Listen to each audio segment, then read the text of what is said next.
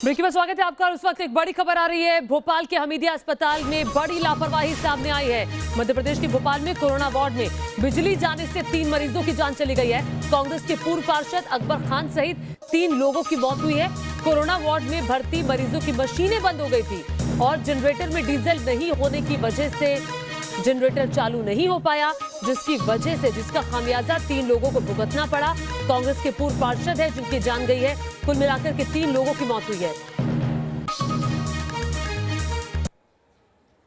और इस वक्त आपको देश के एक और अस्पताल से बड़ी खबर बताते हैं। कोटा, जी हां, कोटा का जिक्र पिछले 2 दिन से लगातार हो रहा है। कोटा में 6 और नवजात बच्चों की मौत हो गई है। अस्पताल प्रशासन पर लापरवाही का बड़ा आरोप लगा है। 2 दिन में अब तक 15 नवजात बच्चों की जान चली गई है। इससे 6 बच्चों की मौत से पहले एक दिन 9 बच्चों की जान चली गई थी, अब 6 बच्चों की मौत। कुल मिलाकर के देखिए 2 तस्वीरें आप देख रहे हैं। भोपाल की तस्वीर जहां बिजली जाने से देखिए खामियाजा 3 लोगों की जान चली गई। खामियाजा उन लोगों को भुगतना पड़ता है जो अस्पताल में भर्ती होते हैं। और देखिए मौत पर हंगामा कोटा में भी जारी है। लगातार मुख्यमंत्री पर आरोप लगाए जा रहे थे कि आपसे नहीं संभल रहा। चूंकि आपको बता दें कोटा में पिछले साल भी इस तरह की घटना हुई थी, 100 से ज्यादा बच्चों की जान चली गई थी और इस साल भी हूबहू वही कहानी जो है वो कोटा में दोहराई जा रही है। इसका जिम्मेदार कौन है ये जानने के लिए हम चलेंगे सीधे कोटा, आपको लिए चलेंगे। शुभम हमारे साथ मौजूद है, शुभम के पास चलते हैं। शुभम बताइए कौन है इसका जिम्मेदार? मुख्यमंत्री की तरफ से आदेश दिए गए, स्वास्थ्य मंत्री की तरफ से आदेश दिए गए, लेकिन नतीजा तो ढाक के 3 पात निकला।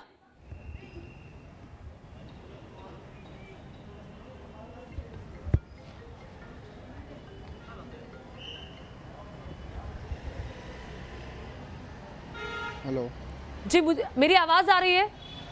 लाल सिंह फौजदार भी हमारे साथ मौजूद हैं और साथ ही शुभम मौजूद हैं। लाल सिंह बताइए क्या हो रहा है राजस्थान में, क्यों नहीं संभल रहा अस्पताल? आप सब जानते हैं।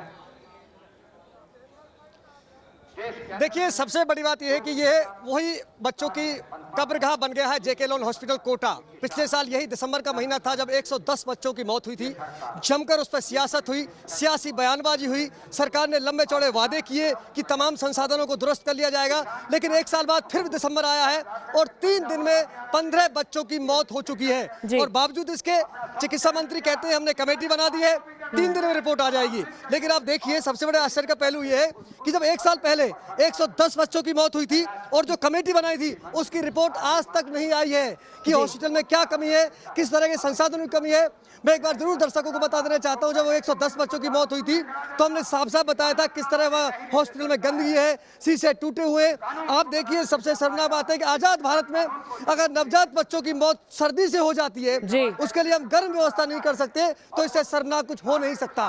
ठीक है शुभम, आप बताइए भोपाल में क्या हुआ? बिजली जाने की वजह से जनरेटर नहीं चला, 3 लोगों की जान चली गई, क्या कह रहा है अस्पताल प्रशासन? जी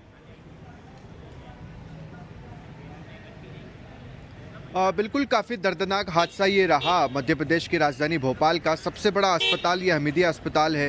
कोविड सेंटर यहाँ पर बनाया है और तीनों ही ये कोरोना पेशेंट्स थे जिनका इलाज हमीदिया अस्पताल में चल रहा था। और सुबह तकरीबन 5:30 बजे की ये घटना रही। देखिए बिजली चली जाती है, जो पावर बैकअप रहता है वो 10 मिनट तक ही काम करता है। जनरेटर में डीजल नहीं होता है, डीजल खत्म हो गया है और उसके बाद 1 घंटे के बाद जो है वो बिजली आती है। मुख्यमंत्री शिवराज सिंह चौहान ने इस पूरे मामले में जाँच के आदेश दिए हैं, मगर मुख्यमंत्री का जो ट्वीट है और चिकित्सा शिक्षा मंत्री विश्वास सारंग का, दोनों में काफी अंतर है। चिकित्सा शिक्षा मंत्री की ओर से ये बयान सामने आया है जिसमें उन्होंने ये बात कही है कि 3 लेयर सिस्टम यहाँ पर था। अगर बिजली चली जाए तो फिर पावर बैकअप है और उसके बाद भी 2 घंटे तक वेंटिलेटर में बिजली रहती है। कोई भी घटना होती है उसके बाद कार्रवाई की बात कही जाती है, लेकिन ये ताकीद करना बहुत जरूरी होता है कि किसी भी इंसान की जान लापरवाही से नहीं जानी चाहिए, तभी कोई उदाहरण वाकई में उदाहरण बन पाता है। लेकिन जो घटना कोटा में घटी है वो वाकई में शर्मनाक है। सबक लेने की जरूरत है, मुख्यमंत्री को जवाब देना चाहिए। बहुत शुक्रिया आप दोनों का इस तमाम जानकारी के लिए।